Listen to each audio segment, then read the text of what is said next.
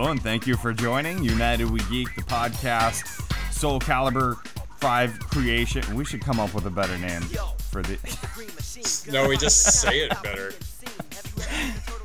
Soul Calibur Creations. Welcome back to the stage of history. United We Geek presents Soul Calibur V Creations. Yeah. Put it in your eyes. Yeah. Yeah. So what do you think, Splinter? Comments, questions, Yeah, concerns, absolutely. ideas, suggestions? Unmistakably. Good. Splinter. He's got some serious fucking leg Right. muscles, dude. Oh, Hey, it's a man. People are going to be pissed. So yeah, this is pretty good. You're assuming that anybody's actually gonna watch these. That's a pretty large assumption. So yeah, I went with the teeth. I made upside down rabbit ears that stuck together. Yeah. Is that what those are? I felt like I had to. There was a lot of pictures to choose from, and Splinter's gone through a lot of different iterations. I felt like I kind of mashed a couple together to get the cartoony look on the face.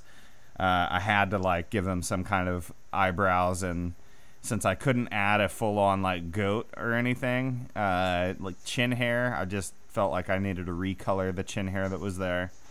Dude, you need to recolor the rat pubes. Dude's got a mini skirt on. Is this from the Ninja Turtles porn parody? I also, the tail I was kind of proud of. The tail is actually some of the horns like flipped backwards and mashed together so they're occupying the same space. Nice. They have a tail that I wanted to use, but it has that giant triangle on the end, and there was no way to reverse it and put the triangle end up his butt, although I tried for a long time. This is how you spend your day. Putting triangles up rats' butts. Yeah. At least it's in a virtual space instead Well, now it is. Now it is. Real life. I have been asked politely to stop doing that in real life. My neighbors are, formed a coalition. Did you have to go door to door and tell them about every new neighborhood. I heard they started a new animal abuse database, like animal abusers database. Oh, well, I mean, some people's claim to fame is, curing diseases and whatnot. Mine is, I thought you were going to say, one man's claim to fame is another man's Sunday afternoon. Just sitting around, putting things up rats' asses. Yeah, well, that's me time, okay? I earn it. Also, decided that if Splinter were to lose his head and go back into human form, people would want to see that he had his Kabuki Warlord paint on. So that's there. Also, I actually went with, there's these hoof legs you can get that have like the weird bend in them, and I used those for a while and put 2 furry raccoon tails over the hooves so it looked like he had the big rat feet, but doing that took up 2 spaces on the extra slot and left me with only 1, so I either would have had to choose between not having a tail or not having the iconic buck teeth. So again, Sophie's choice. I'm sure this is exactly how she felt.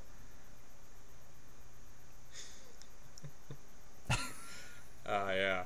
As I've been reading about the Turtles more and more since we've been doing these series and things. Also, Baxter Stockman, he's a black guy again. Oh, yeah? In the new series. Didn't see that coming.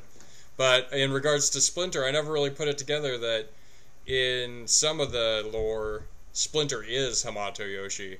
And then in, like, the first movie and some of the other tales, like, he is Hamato Yoshi's pet rat. Yeah. So, it's like... some wiggle room there. So I mean, which tradition do you follow? Do you think Splinter was human turned rat or rat turned a little human? I think I like that one better. I don't know. They both have different implications. Like, one is that Splinter has a reason to resent Shredder. And yeah, and it like, I feel like it does. It adds a little bit of depth. First of all, I feel like it adds something to his like parental role with the Turtles. Adds a little bit of that if he were human first. And I think it also makes it, yeah, it gives him like a sadness, you know. There's like if it's the other way around, he's like stoked to be a rat, and it's totally awesome because now he's a human rat, which has got to be better than just a rat. Yeah. And, you know, if you want to get super serious about it, clearly about I do. Ninja Turtles, so if Splinter has lost like the love of his life and then has been turned into this creature, he may well have thought that he would always be alone and would never have a family again, and having his sons has kind of filled that void in his life and makes the whole family connection between the Turtles and him like a little more believable and touching, I guess. Yeah. By the way, if this somehow makes it into the eye sockets of Peter Laird or Eastman, you know, get me in there. You know, I know you guys are tossing some scripts around, and Michael Bay is bound to make the Turtles space aliens. So I'm not sure that they can hear us under their Scrooge McDuck-sized vault of money. I was reading about how much merchandising played a huge part in the birth of the Turtles and the success of the Turtles, and it's just like staggering to even think about. Yeah, it was like, you know, the rebirth of like the He-Man-esque and Transformer kind of, you know, toys were the engine that drove this machine. Like I had so many Ninja Turtle toys. It's ridiculous. I have so much more to say about the Turtles, but we're running out of time on this one, and you can hear us talk about them on the United We Geek podcast, so join us there, and thanks for watching.